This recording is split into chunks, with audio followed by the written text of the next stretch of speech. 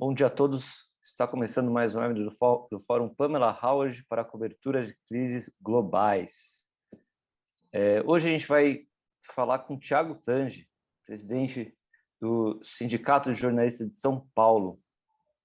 Apesar do escopo do fórum ser crises globais, né, como a gente vem tratando nos últimos tempos, a pandemia, crise climática, a gente também dá uma atenção à profissão, muitas vezes focado em habilidades, recursos, coisas que podem nos ajudar no dia a dia, mas hoje a gente quis expandir essa conversa para a questão da categoria como um todo, sua representatividade sindical e principalmente, e mais importante de tudo, né, a proteção dos direitos trabalhistas e também dos salários, como tem ocorrido, por exemplo, com jornalistas da Bahia, não me lembro agora, acho que é o Tempo, que tem sofrido problemas, né, de atraso de salário, não pagamento de 13º.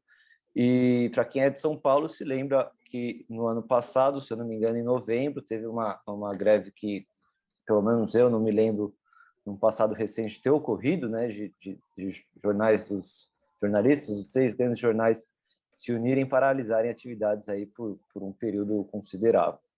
Antes de mais nada, Thiago, bom dia, tudo bem? Obrigado pela sua participação.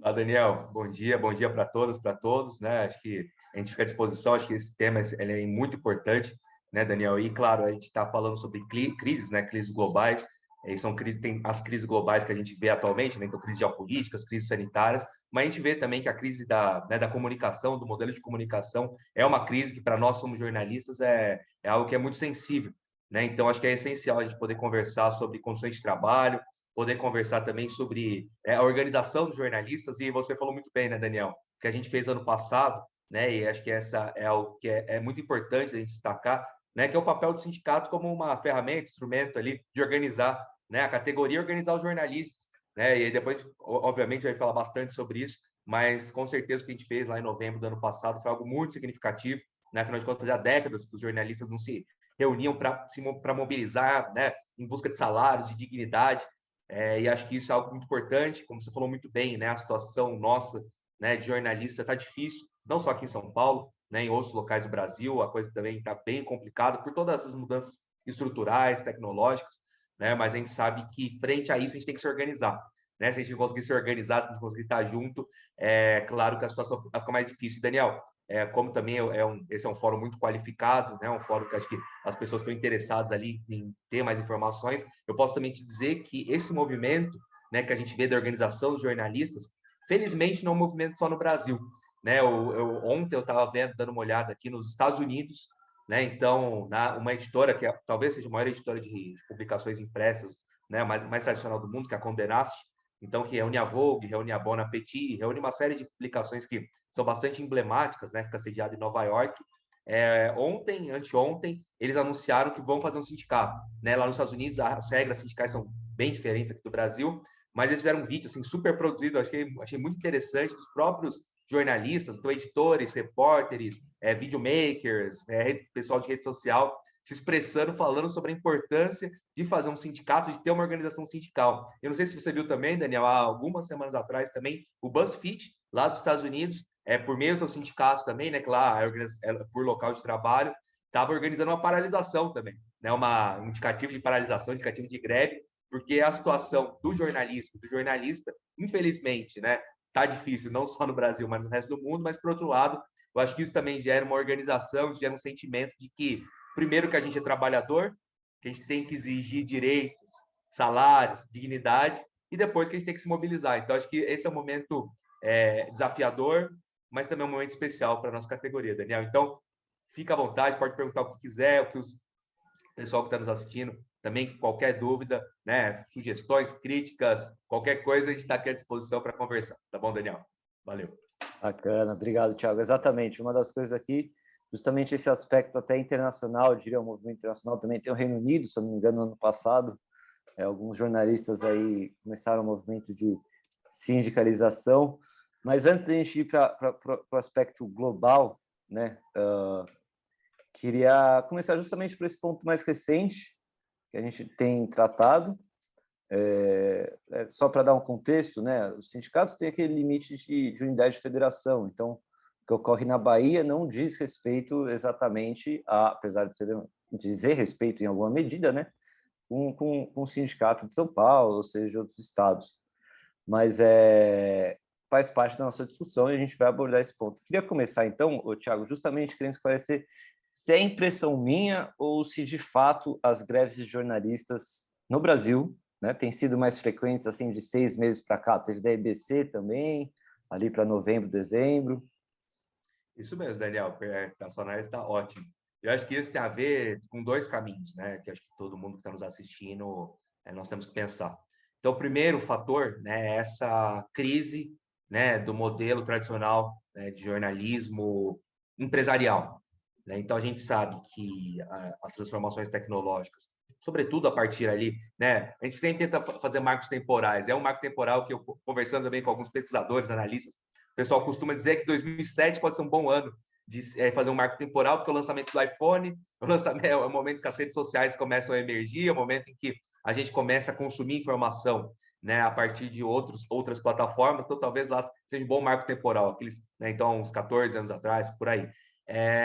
As pessoas estão consumindo informação de outra maneira, né? Então, o modelo tradicional empresarial, né, de você ter publicações que dependem de patrocínios, né, que dependem de fazer grandes eventos, etc., isso as empresas estão com dificuldades, né? Então a gente sabe na pele o que isso significa, né? Então é demissão, é enxugamento de redação, é precarização do trabalho. O que é precarização, pessoal? Todo mundo aqui acho que é jornalista sabe muito bem. Quem está empregado, né, para fazer uma matéria, para fazer uma cobertura, sofre, porque os caras, né, a direção, o RH, etc., não quer liberar dinheiro, não quer liberar grana para a gente conseguir fazer uma cobertura legal, fazer uma viagem, ter um orçamento mínimo. Todo mundo sabe disso.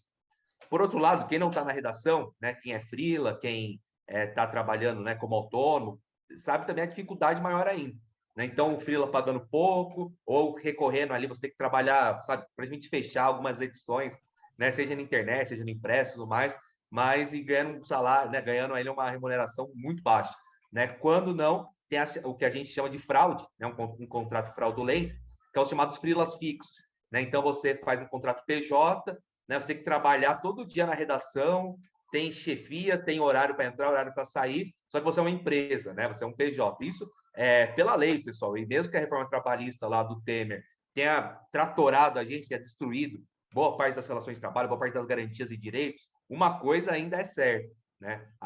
O pejotismo, ele é ilegal. Então, isso é algo que a gente vive também, né? Na nossa prática de jornalismo. Então, a gente está né, vivendo muita dificuldade. E aí, quando chega 2020, né, acho que desde 2015, 2016, mais 2020, com a pandemia, né, a crise econômica se agravou, né, e a inflação acelerou, as condições de vida pioraram, né, então a gente sabe, né, o que nós somos trabalhador, né, nós que, independentemente da faixa salarial, né, você é mais da classe média, você, né, o seu rendimento é um pouco mais baixo, enfim, não interessa. Todo mundo está sabendo no bolso o que é aluguel caro, o que é ir no mercado, e você está com uma sacolinha de gastar R$100, R$150, ir no posto de combustível, com R$50 você não consegue andar mais 10 quilômetros, senão o carro vai parar, porque a gasolina está R$6, R$7. Quer dizer, então a gente está sabendo, a gente está vivendo, né, na pele um desastre econômico, um desastre sanitário, um desastre político que tem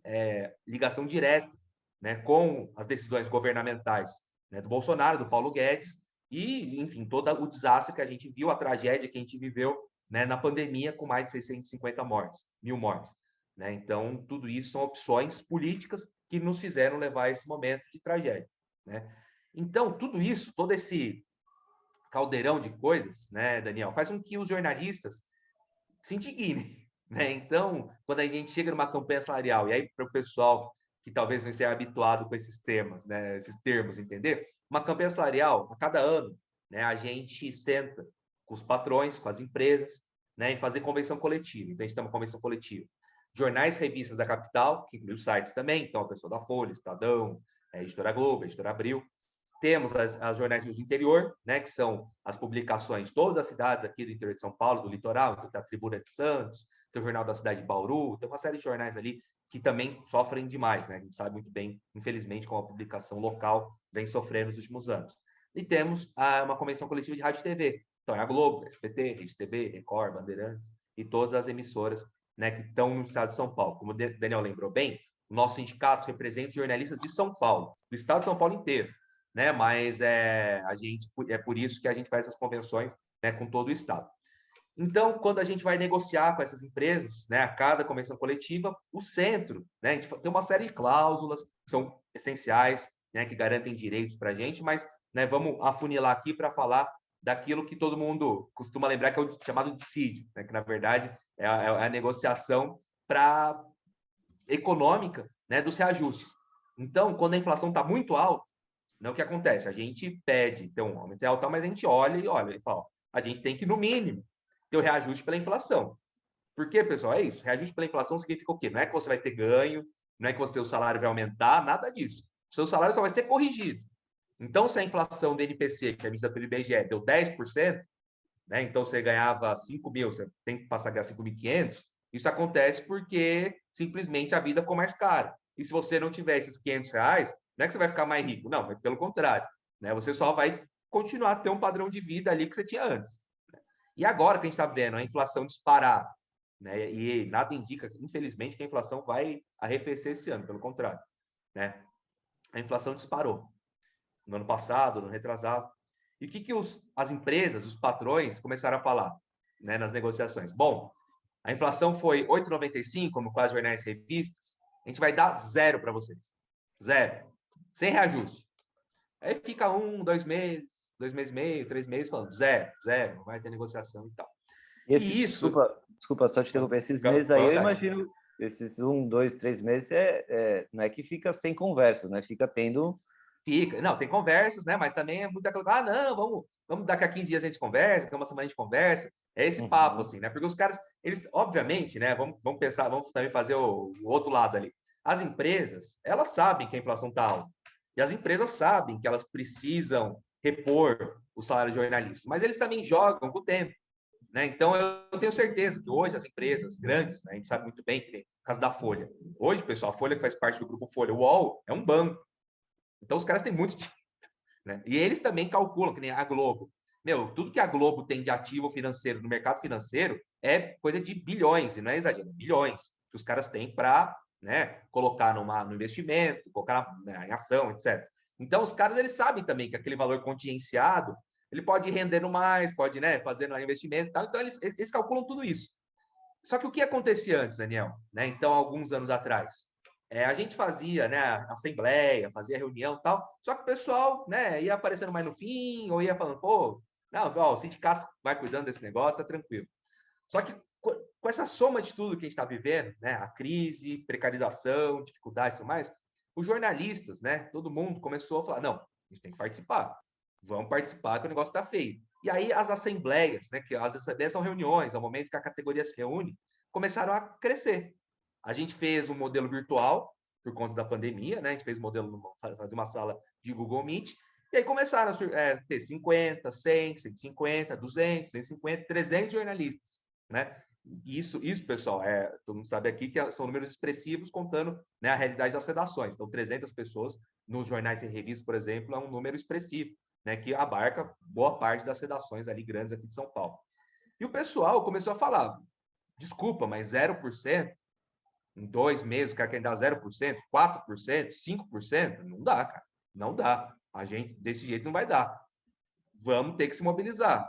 Vamos paralisar. Vamos cruzar os braços. E aí começou, né, há uns anos também, tinha coisa, mas jornalista não é trabalhador, pô. Jornalista não quer saber de sindicato, não quer saber categoria. Jornalista, né, quer fazer o seu trabalho e tal, fazer greve, pelo amor de Deus. Isso é um negócio que, né, greve é coisa de metalúrgico, greve é coisa de operário, de, né, cara lá, os garis lá no Rio, o motorista de ônibus. Não, o jornalista não vai fazer greve.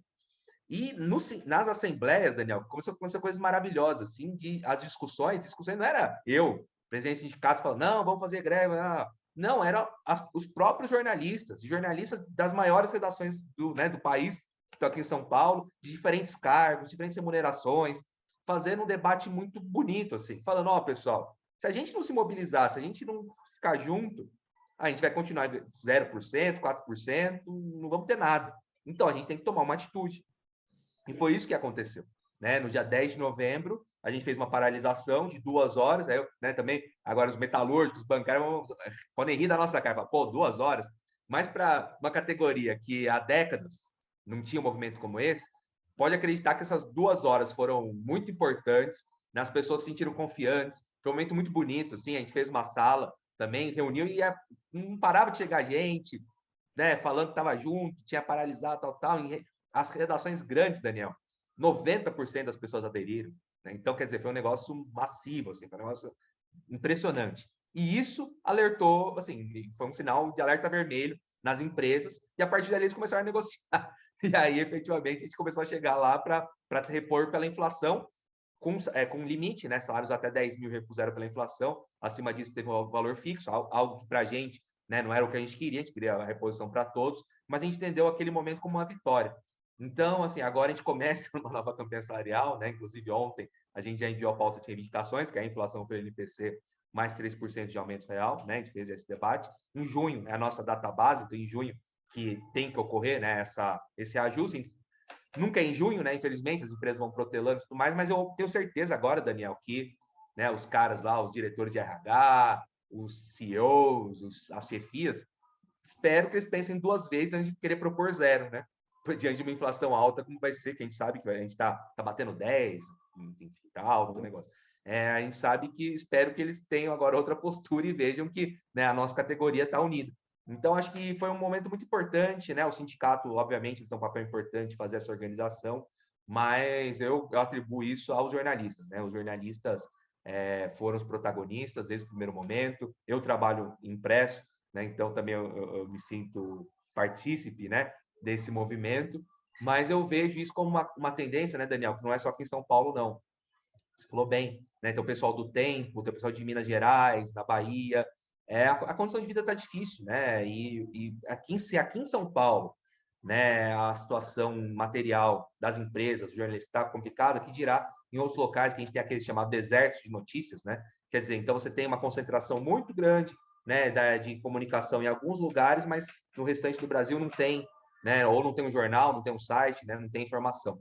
Então, hoje a informação é muito desigual. Hoje a gente vive um oligopólio da comunicação, né? Então poucas famílias controlam, né, boa parte do fluxo ali de informações, pelo menos do mainstream, né? E isso tudo causa desequilíbrios grandes, né? Então, eu acho que os jornalistas têm um papel fundamental, né, de fazer esse debate, fazer essa manifestação, e isso quebra, né, vários tabus, assim, isso quebra vários paradigmas errados ali, que era primeiro que o jornalista não é trabalhador, segundo que o jornalista não tem que se manifestar, e terceiro que o jornalista tem que, sabe, tem o direito, tem o dever, né, de ter a cidadania, pô. Se a gente, que é jornalista, a gente cobra, né, do poder público, cobra ali, ao fazer nosso trabalho, que as pessoas têm que ter direito à cidadania, têm que ter direito a se manifestar, têm que ter direito à democracia, isso também tem que valer para a gente, né, inclusive para se manifestar contra as empresas. Então, eu acho que esse é um momento muito importante, e mais uma vez, a gente vê que isso está acontecendo não só no todo o Brasil, mas em outros países,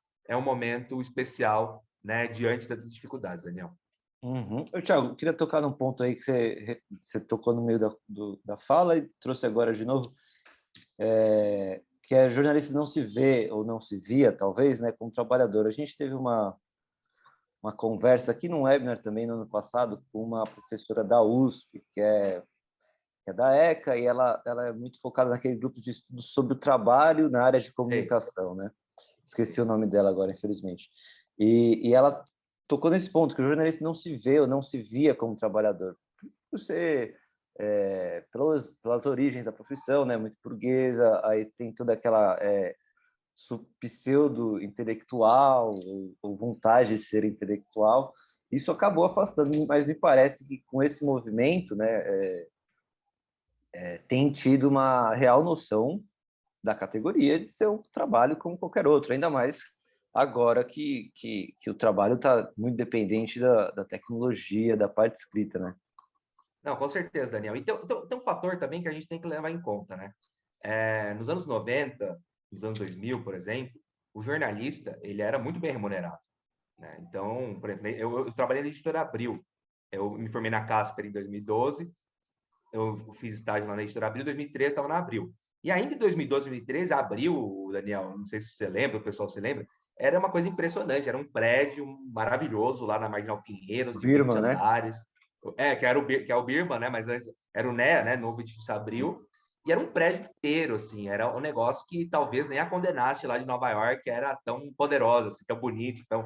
E os caras tinham muito dinheiro, e os jornalistas eram muito bem remunerados, né? Então, o mesmo repórter da Folha, né, da Veja, do Estadão, a remuneração era muito boa, assim. Então, de fato, por essa perspectiva, a gente pode pensar, falar, pô, o cara não seria como trabalhador, porque estava ganhando bem, tinha ali uma relação, né, com os chefes e coisa e tal. Então, de repente, para ele, realmente, né, ele podia negociar isso, eventualmente e tal. Mas, com o passar do tempo, por todos esses problemas, essas dificuldades que a gente citou, essas dificuldades materiais, nessas mudanças da nossa profissão, o que acontece é que a coisa se inverteu totalmente, né, Daniel? Então, o que a gente vê é demissões recorrentes, em que os salários mais altos vão sendo sistematicamente cortados, né, as pessoas mais experientes, as pessoas que tinham anos de casa vão sendo demitidas, né? E hoje o que a gente tem é o chamado reportariado, né? Quer dizer, o chão de fábrica ali, né? Então, pessoas... E, ó, eu queria dizer um negócio, assim, na Folha, no Estadão, inclusive, tem pessoas que ganham abaixo do piso, de 7 horas, porque os caras, eles fazem um cálculo lá, que a gente é contra, obviamente, mas né, a nossa profissão é 5 horas, tem uma jornada de 5 horas, mas tem 2 horas extras ali, né, para completar a jornada de 7 horas. Então, a boa parte hoje desses jornalistas são pessoas que estão ali tendo que batalhar para sobreviver, batalhar para fechar as contas no final do mês, batalhar para pagar o aluguel que é muito caro, batalhar para, sabe, colocar a criança na escola, a criança na creche. Então, quer dizer, eu acho que isso também, essa questão material, pega muito, né? E isso é uma coisa básica, né, do movimento de trabalhadores do mundo, né? Na época lá da Revolução Industrial, quando os operários ingleses tinham que trabalhar 16, 17 horas por dia para simplesmente tentar reproduzir suas condições de vida pelo mínimo, né? O que os caras começaram a falar, pô, se a gente não se unir, se a gente não se bater com os patrões que estão lucrando muito em cima do nosso trabalho, não vai dar certo, né? Então, eu acho que isso é um sentimento que a gente vê também agora, né, sendo despertado nos jornalistas. Quer dizer, pô, se a gente não se unir, se a gente não ter o sindicato ali como esse instrumento de luta que vai, né, vai estar à frente ali das negociações, vai organizar a gente e tal, nossa vida vai ficar pior, né? Nossa vida já não está muito boa e nossa vida vai piorar cada vez mais. Então, acho que isso é uma mudança, Daniel. Isso, claro, parte, né, de uma crise global ali, né, da comunicação, que eu acho que vai se reverter em algum momento, sinceramente, né? Mas a gente tem que também ver que esse é o momento, né, que as pessoas olham e falam, o jornalismo é essencial. O jornalismo na pandemia foi essencial. O jornalismo e o jornalista, desde o primeiro momento, ficou na linha de frente ali da cobertura. O jornalista ajudou a amenizar a tragédia sanitária, social, econômica, política do governo Bolsonaro. Se não fosse jornalista trazendo informações, eu acho que a gente teria, infelizmente, mais ainda do que 650 mil mortes, né? Porque jornalista trouxe informações importantes para a sociedade. Então, na hora de chegar, né, para você ser bem remunerado, ou na hora de chegar para você, ao menos, ter um reajuste salarial digno, quando as empresas que dão tapinha nas costas, falando, pô, parabéns e tal, mas quer dar 0% de reajuste, isso causa uma indignação, né, Daniel? Então, acho que isso traz esse sentimento, né? Pô, a gente é trabalhador, claro, o nosso trabalho é um trabalho gostoso de se fazer em alguma parte do tempo, é muito legal apurar. Parte do tempo. É bom apurar, é bom entrevistar, é bom brincadeira. escrever. As outras coisas não são tão, né? Ter o dia a dia ali que é mais complicado, mas assim, quer dizer, eu acho melhor isso do que, sei lá, algum outro tipo de trabalho mais mecânico e tal. Então, o nosso trabalho é legal, mas, né, não dá para só achar legal e não ser bem remunerado, né? Não ter dignidade, não ter direitos. Então, eu acho que isso é algo que a gente traz ali, esse momento que a gente está vivendo. Ô, Thiago, a nossa categoria, você mencionou agora, tem um processo de pejotização, né, esse movimento, então tem uma distribuição, digamos assim, nas relações trabalhistas, tem uma parcela com CLT, outra parcela PJ, freela fixo, MEI, enfim. Queria entender se freelancers, ou seja, mesmo freela fixos ou PJs, pessoas que fazem trabalhos eventuais, ou mesmo que vendem ali uma reportagem, outra, ou pegam um plantão, outro, conseguem se beneficiar desses acordos de sindicatos? Os acordos valem para todos? Como é que é? Vou falar sobre isso, isso é um assunto muito interessante, né, Daniel? Uma coisa que é importante, é difícil entender, eu demorei muito tempo para entender, confesso, né? A nossa categoria é uma categoria diferenciada, né, pela lei, né? Significa o quê? Então, por exemplo, se você é um metalúrgico, tá? Se você é um metalúrgico, você sai da metalúrgica, você não pode continuar no sindicato, né? Você, em tese, não continua no sindicato porque você não está trabalhando. Depois você pode, né? Você pode abrir um comércio, pode trabalhar em outra coisa, pode trabalhar num banco, etc. Né? Então, você é sindicalizado enquanto está trabalhando naquele local de trabalho. A gente, por ser uma categoria diferenciada, então, mesmo numa metalúrgica, por exemplo, se tem uma assessoria de imprensa lá, o jornalista ele vai ser representado pelo nosso sindicato em tese, né? Em tese, mas vai ser representado pelo nosso sindicato. Né? Então, isso é algo que faz com que, mesmo um cara que é freela, mesmo um cara que é PJ, mesmo um cara que é precarizado, ele pode estar sindicalizado, pode participar, né, das lutas, pode participar das atividades, né, como um cara que é CLT, como um cara que é empregado. E na questão dos acordos coletivos, na questão das convenções coletivas, o que a gente demanda sempre, né, Daniel, em relação a esses PJs precarizados, aí, os freelas fixos, que os caras sejam contratados, né, que as pessoas sejam contratadas. Isso é o que a gente, é o básico, né, uma coisa que a gente exige. Obviamente que nem sempre, as empresas falam, não, mas é muito difícil, tal, né? Então a gente vai ter um plano e tal. Então, por exemplo, no caso da TV Cultura, a TV Cultura faz parte hoje, né? Ela é uma fundação de direito privado, mas os recursos, boa parte dos recursos vem do governo do estado de São Paulo, e tem um número muito grande de PJs, né? Porque, segundo a administração da TV Cultura, se não tivesse esses PJs, seria muito difícil manter a emissora, porque o quadro de funcionários que é aprovado, né, pelo governo de São Paulo é muito defasado, de 94, acho. Então, tem que contratar PJ, né? Segundo a argumentação deles, que a gente é contra, a gente, né, acho que tem que, né, se elitizar todo mundo. Mas, quando houve um reajuste, né, a gente brigou para ter esse reajuste, 10,33%, esse ajuste ele foi estendido para os CLTs e para os PJs também, né? É algo difícil de acontecer. Na Isto É, né, a Isto É, a Editora 3, vive uma situação também muito complicada lá. Tem 2 CLTs só, pelo que eu sei, o resto é tudo PJ, e os caras se recusaram né, quando os 8,95 lá de jornais e serviços, os caras se recusaram a dar, né, falando que iam reajustar o piso só e não iam reajustar mais. Então, isso é um absurdo, e isso é uma fragilidade enorme, né, Daniel? Porque qualquer jornalista, qualquer trabalhador, quando sair da empresa, que decidir entrar com processo judicial, 90% de chance que vai ganhar esse processo, porque, né, mesmo com a legislação trabalhista tão fragilizada, pejotismo é ilegal. Então, o cara que ele é PJ e for procurar o seu direito, ele vai, né, vai ter direito ali ao FGTS, vai ter direito a ser, né, a ter os recursos com o passar do tempo, claro, infelizmente, né, porque a gente sabe que os processos judiciais não estão tão rápidos quanto a gente gostaria, mas as empresas têm esse teto de vidro enorme. Agora, em relação aos freelancers, né? Freelancer é uma coisa, é mais complexa, né? E acho que a gente, enquanto sindicato, a gente tem um dever ali de preencher essa lacuna, né? Porque tudo bem, a gente tem uma tabela ali de preço, né, que é uma sugestão, né? Uma tabela que ela, né, ela não é, obviamente, ninguém é obrigado a seguir, é só uma sugestão de preço e tudo mais, mas é difícil, né, dentro de uma convenção coletiva, colocar os freelancers ali, o cara que, né, que tá, sei lá, roda o Brasil, país, roda o mundo, oferecendo seus serviços, de como conseguir, falar, dar algum direito, alguma questão para ele, porque de fato o que ele faz, né, o freelancer, né, clássico, né, que é o cara que oferece o trabalho para várias empresas, para várias revistas, vários sites e tal, é uma situação mais complicada, né? Ele trabalha quase como autônomo nesse caso.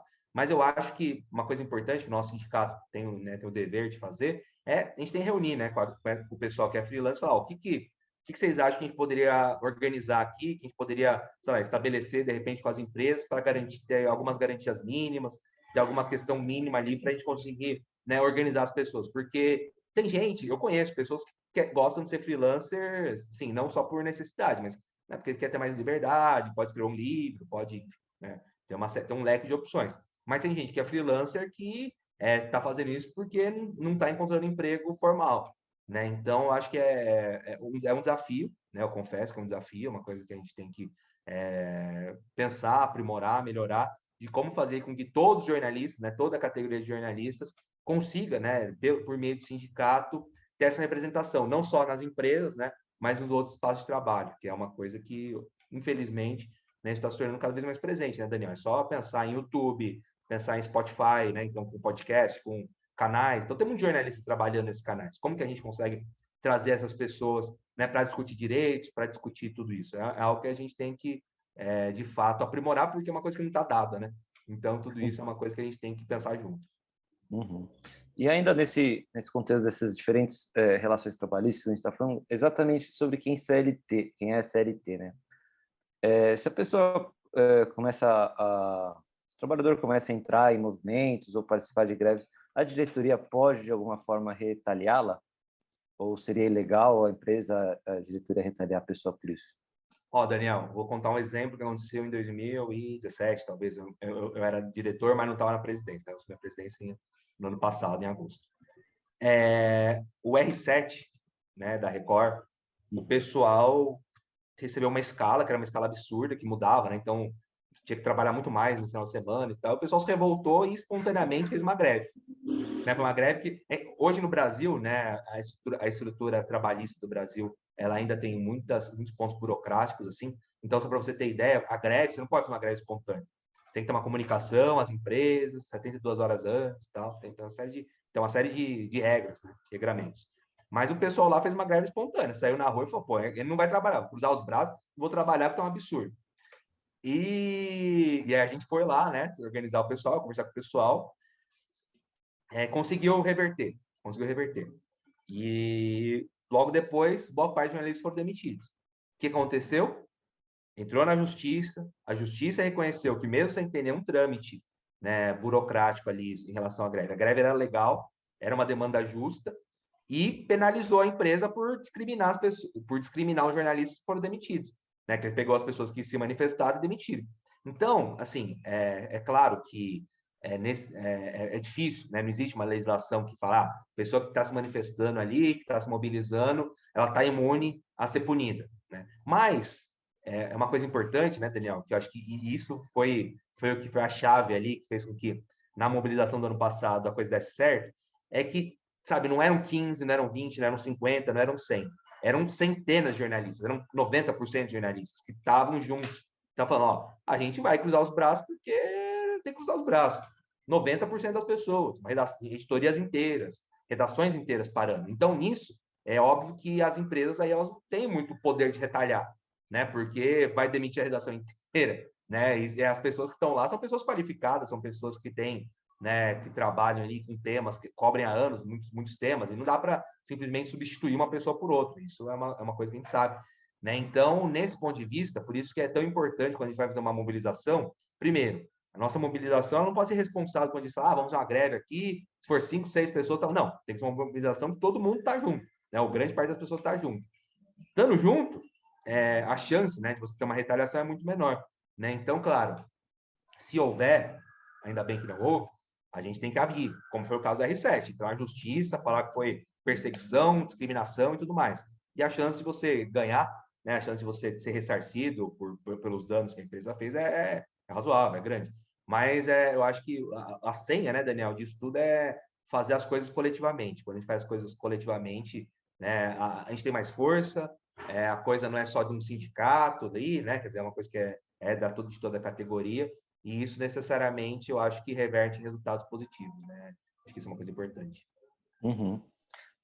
Ainda seguindo por essa linha, eu sinto que também já ouvi de outras pessoas uma preocupação em entrar na justiça, né, por medo de se queimar, e aí aquela coisa, vão falar para outro não contrata. Isso de fato ocorre? Por exemplo, determinada pessoa que entrou na justiça contra o R7 ser retaliada de outras maneiras, né, não de uma maneira tão clara como aconteceu, né, nesse exemplo que você deu, mas de depois a palavra se espalhar e outras empresas não a contratarem. É uma preocupação válida?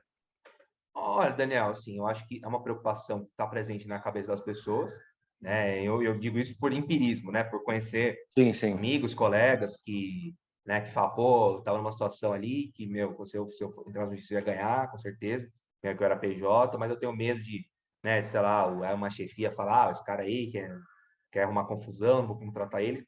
Isso tem.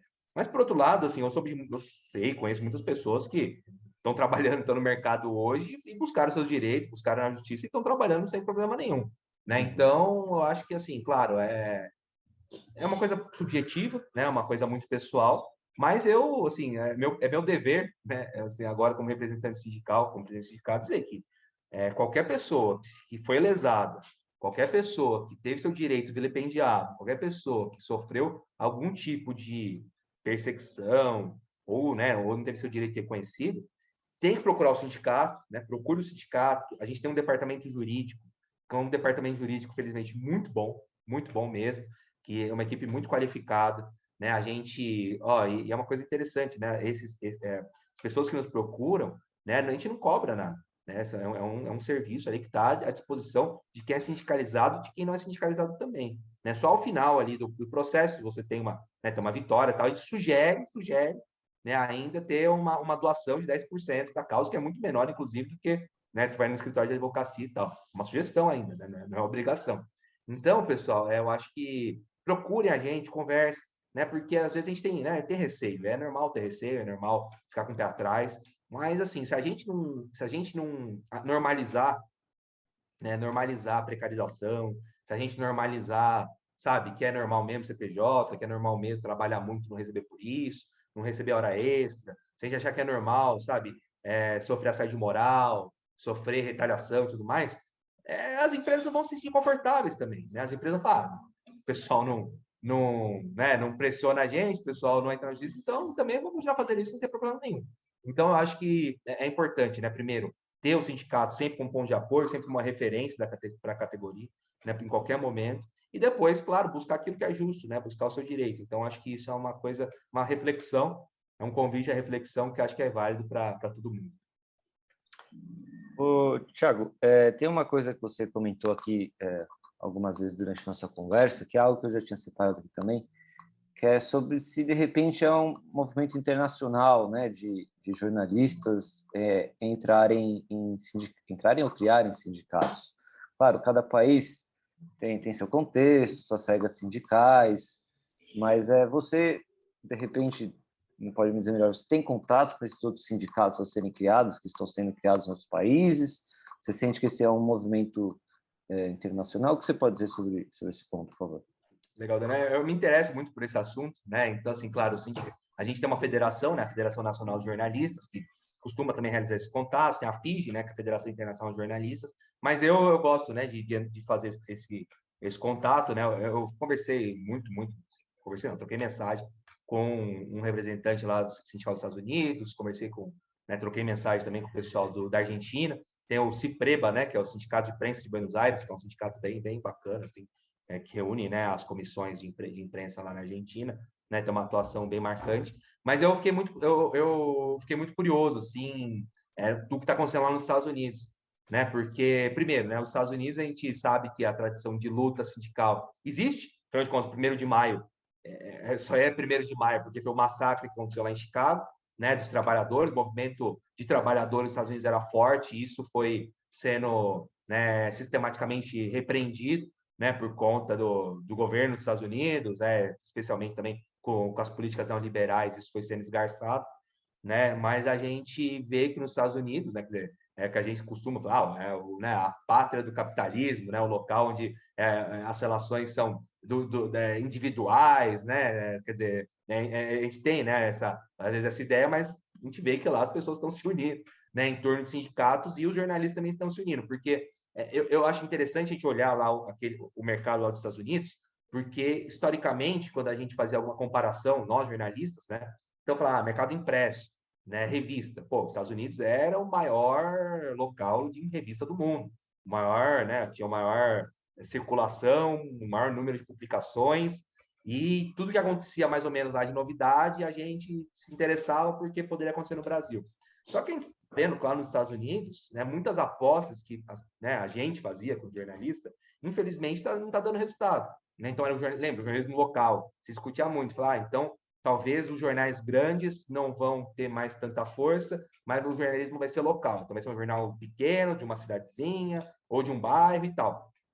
Só que, infelizmente, segundo aí, né, pesquisas mais recentes, eu acompanhei, acho que esse ano, inclusive, colocou que, infelizmente, essas publicações estão com dificuldade de sobreviver também. E as publicações grandes também. E também está acontecendo um problema, né, que lá o New York Times está meio que, né, esse movimento que a gente vê, esse movimento que a gente vê no Abocanhando. mundo, né? É um movimento do capitalismo, né? A concentração cada vez maior de dinheiro, de lucro, de capital, né, em poucas mãos, ou pouquíssimas mãos, ou em uma mão, eventualmente. E, no caso, a gente está vendo isso lá com o New York Times. Os caras, eles são grandes, eles têm muita assinatura e tal, mas todo o resto das publicações está sendo arrebentado, né? Então, eu sinto também que isso é algo que motiva, né, os jornalistas a se unirem, né? Então, eu vendo, né, no começo da nossa conversa, eu falei que achei muito interessante o vídeo do pessoal da Condenast, falando, e Daniel, são coisas que eles falando, eles só estavam falando inglês, mas eu falo em português perfeitamente, que é a nossa vida. Então, a gente trabalha muito, a gente recebe pouco, a gente chega cedo, a gente vai embora tarde, né? A gente quer fazer um jornalismo bacana, mas a gente não tem direito, a gente não consegue, imagina, viver em Nova York, viver em Manhattan, nosso salário não dá, e é por isso que a gente está fazendo sindicato. Então, quer dizer, eu acho que os problemas que a gente está passando da mídia tradicional, mídia empresarial, são problemas globais. Né? Eu não sei, sinceramente, se a curto prazo isso vai ser resolvido, mas eu sei que o jornalismo vai sobreviver. Sim, isso é uma certeza que eu tenho, porque eu acho que está provado, né, que o YouTube, né, os canais de YouTube, mesmo os podcasts, mesmo outras maneiras de comunicação, são formas de comunicação, claro, são formas bacanas de comunicação, mas não são jornalismo. Né? Então, o jornalismo, eu acho que, e agora com a pandemia, ficou muito claro, sabe? O que é o jornalismo? Né? O jornalismo é uma ferramenta com uma série de técnicas. Se você não for jornalista, você não vai conseguir aplicar de uma maneira que seja importante para a sociedade, muito pelo contrário. Né? Você pode causar danos graves para a sociedade. Então, acho que o jornalismo e o jornalista vai continuar a existir, vai continuar a ter relevância ou mais relevância do que nunca. Porém, né, acho que a maneira como que o jornalismo vai ser organizado vai mudar, né? E é uma coisa que a gente está mudando, né? E isso as empresas vão ter que começar a pensar, já estão pensando, né? Então, como vai ser? Será que a gente vai continuar a ter empresas bilionárias, empresas concentradas? Como vai ser isso? É uma coisa que a gente não sabe, mas eu vejo que é um movimento que faz parte e dentro dessa luta, né, Daniel? Que é aquela coisa que o novo tá para nascer, o velho tá para morrer, e é um momento de muita confusão. É nisso também que nasce a organização, é nisso também que nasce a luta, né? É nesse momento que a luta se acirra, e é o momento em que o jornalista também toma essa consciência. Ó, pô, primeiro, a gente é trabalhador, a gente é explorado, a gente ganha pouco, a gente trabalha muito, e para a gente conseguir melhorar tudo isso é se unindo. Se a gente ficar cada um na sua baia lá, fazendo a matéria e depois indo embora, a situação não vai melhorar. Então, acho que isso é uma coisa que, felizmente, a gente não está vendo só no Brasil, está vendo em outros locais também. Bacana. A gente está chegando aqui nos 40, 45 minutos de conversa. Eu tenho mais 2 pontos aqui para finalizar contigo, Thiago. Que um é exatamente sobre a vida do sindicato em geral, né? Mas aqui exatamente no Brasil, porque depois da reforma teve o fim da contribuição sindical, né? O fim do imposto.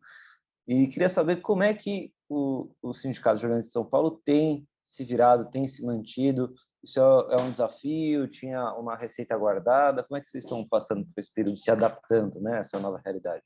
Essa é uma ótima pergunta, Daniel. Então, em primeiro lugar, né, o nosso sindicato ele é filiado à Central Única dos Trabalhadores, a CUT, e não sei se todo mundo sabe, mas a CUT, desde quando nasceu, na década de 80, ela era contra imposto sindical. Né? O imposto sindical ele caiu, né, com a reforma trabalhista. O imposto sindical ele era recolhido compulsoriamente, né, de todos os trabalhadores né, e você cedia para o sindicato, para a confederação, para a federação. A CUT sempre foi contra isso. Eu também sou contra o imposto sindical, porque eu acho que o imposto sindical é algo que, sabe, permite você ter sindicato pelego, sindicato de gaveta, que é o sindicato que só existe para recolher imposto sindical. Você permite ter, né, uma promiscuidade ali do cara, do você querer ser dirigente sindical só para ter ali o benefício financeiro.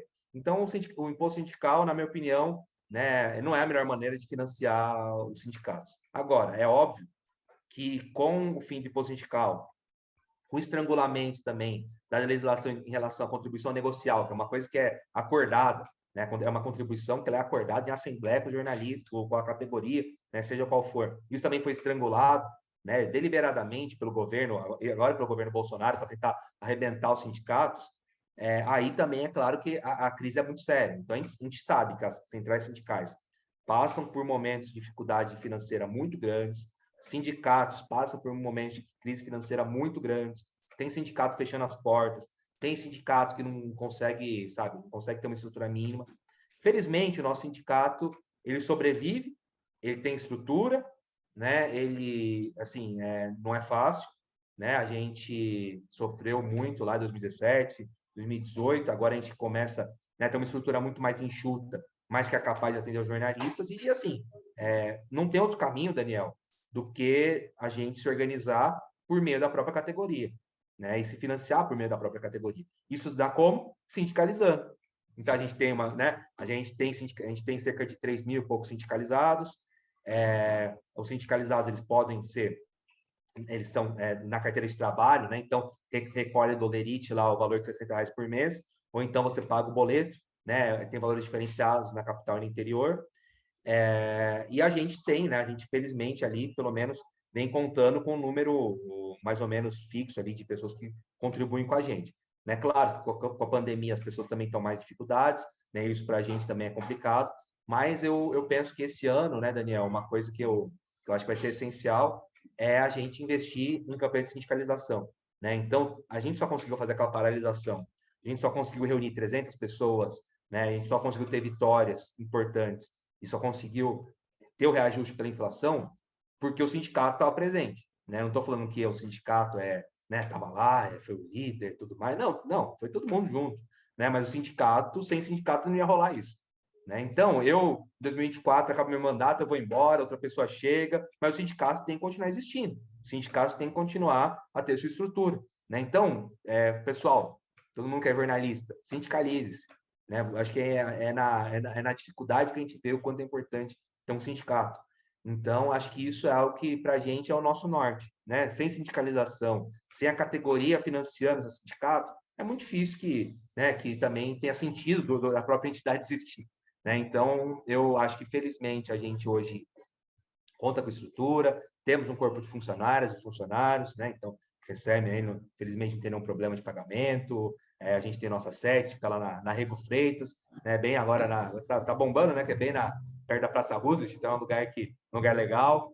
Dia 4 de abril agora, segunda-feira, a gente volta à atividade presencial, convido todo mundo a conhecer a nossa sede, que é aqui de São Paulo. A gente vai ter atividades presenciais, nosso aniversário é dia 15, já fiz alguma coisa. Então, sabe, acho que a gente tem que também curtir, né, o nosso sindicato, curtir o espaço, ver que lá é um lugar bacana para a gente poder se encontrar, né? As pessoas falam, né, de crise de representatividade na política, as coisas de voltar para a base, voltar, né, se reconectar.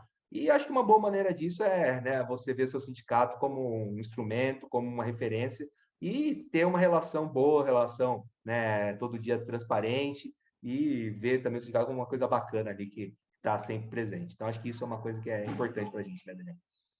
Bacana. Para finalizar, curioso você tocar nesse assunto de se sindicalizar, se eu não me engano, tem uma diferença, né? Filiação e associação.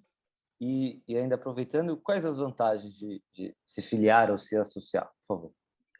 Legal. Então, assim, o que acontece, né, na prática é que hoje, né, a gente tem essa contribuição negocial. Então, as pessoas que hoje elas trabalham em empresas, né, especificamente jornalistas da capital, elas recolhem aí todo mês cerca de R$ 30, né, como uma contribuição para manter o sindicato, né? Mas quem é sindicalizado não recolhe isso, né? Paga sua mensalidade.